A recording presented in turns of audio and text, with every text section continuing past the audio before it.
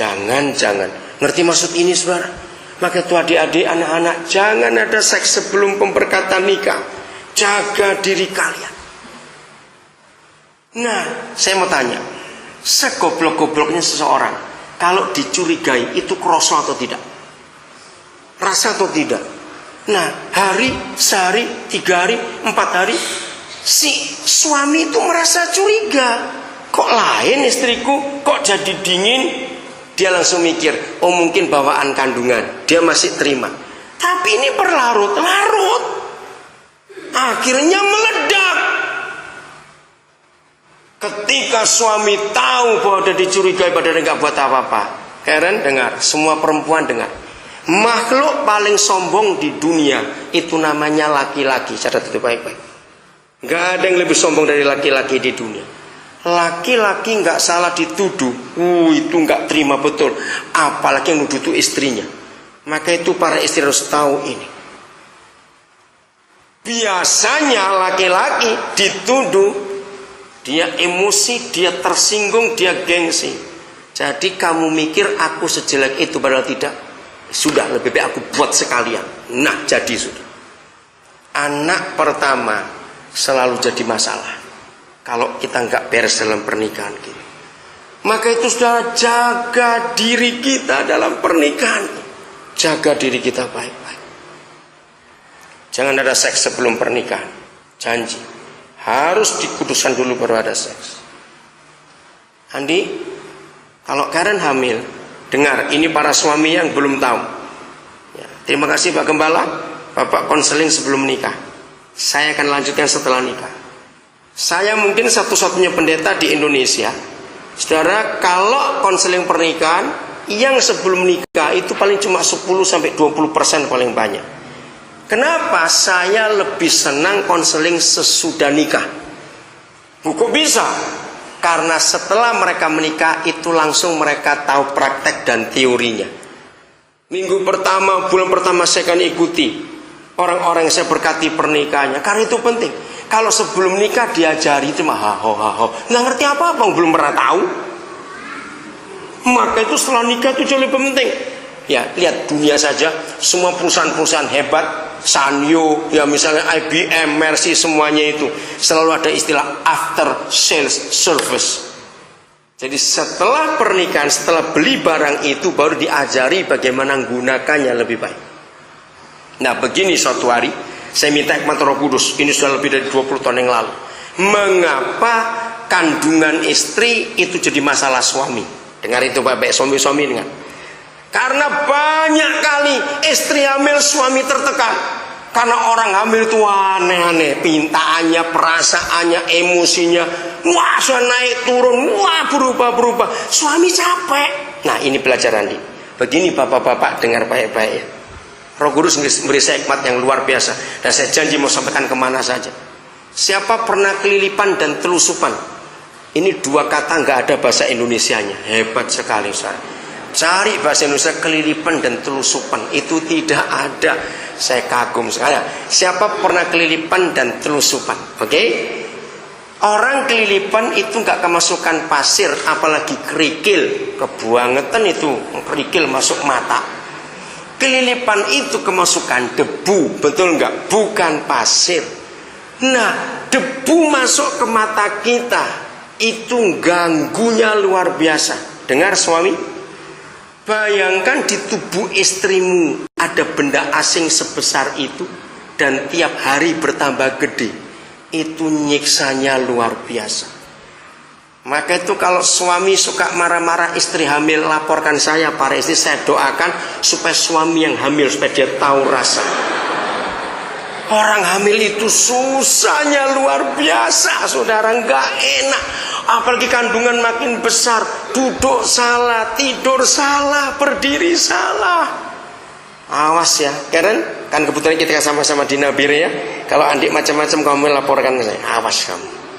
Benar saudara, tolong suami-suami ngertilah istri hamil itu susahnya luar biasa. Oke, jadi ini yang penting. Nggak ada perceraian, nggak ada perjinan.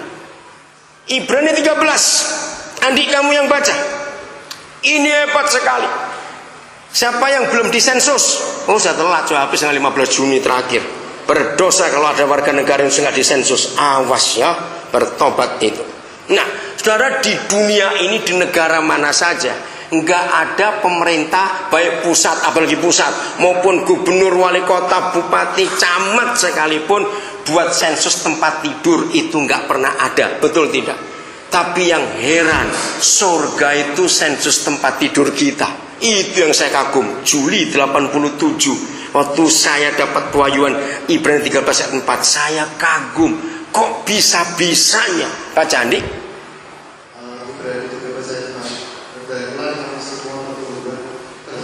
Stop dulu. Hendaklah kamu semua, enggak peduli Kristen, Islam, Buddha, Hindu, ateis, komunis, firman untuk semua orang. Hendaklah kamu semua penuh hormat terhadap perkawinan. Jangan sembarang. Lanjut. Nah, ini dia. Dan janganlah kamu manusia mengotori tempat tidur perkawinanmu. Sayang, dalam terjemahan bahasa Indonesia nggak ada kata perkawinan.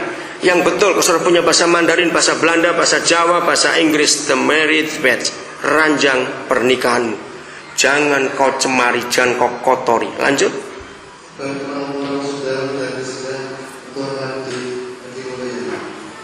Sebab orang sundal perjinakan dihakimi Yahweh. Wah, ngeri sekali. Ibu bapak saudara-saudara, Tuhan tidak menanyakan merek apa tempat tidurmu. 2 minggu lalu saya diberitahu orang, dia baru beli tempat tidur harganya 32 juta sekian. Saya mencolok, tempat tidur 32 juta itu ono apa nih? Ternyata belum ada yang lebih mahal lagi. Ya ampun. Nah, bukan itu yang Tuhan tanya.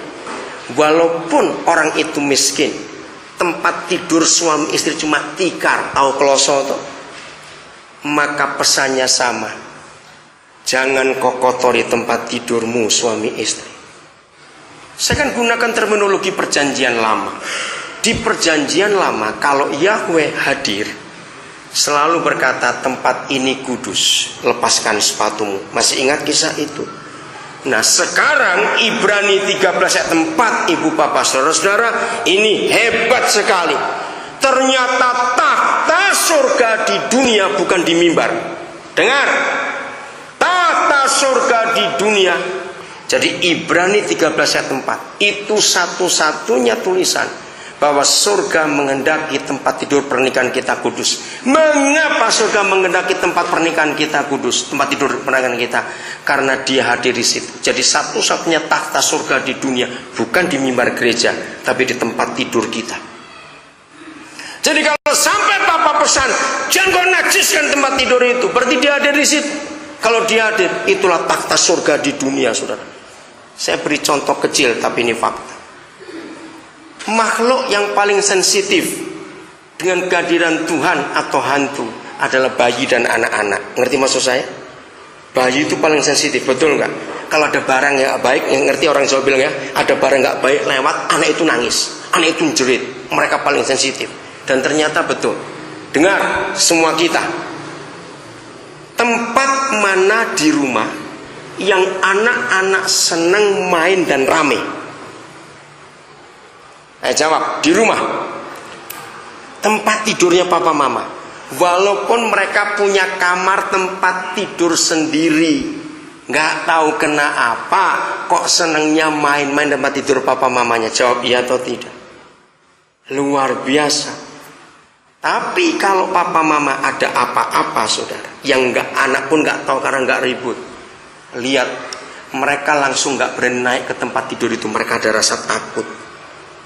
Begitu papa mama nggak beres hidupnya, tempat tidur jadi najis. Karen, tempat tidurmu nanti kotor itu bukan karena spray nggak sempat nyuci 3 bulan, bukan. Tapi tempat tidur kita kotor karena ada persinahan persundalan di situ. Hebat sekali ayat ini. Dia hadir, saudara. Dia hadir. Efesus 4 ayat yang ke-25. Nanti baca Efesus 4:25. Dengar ini, saudara, semuanya catat ayat-ayat ini. Saya menemukan semua ayat di Alkitab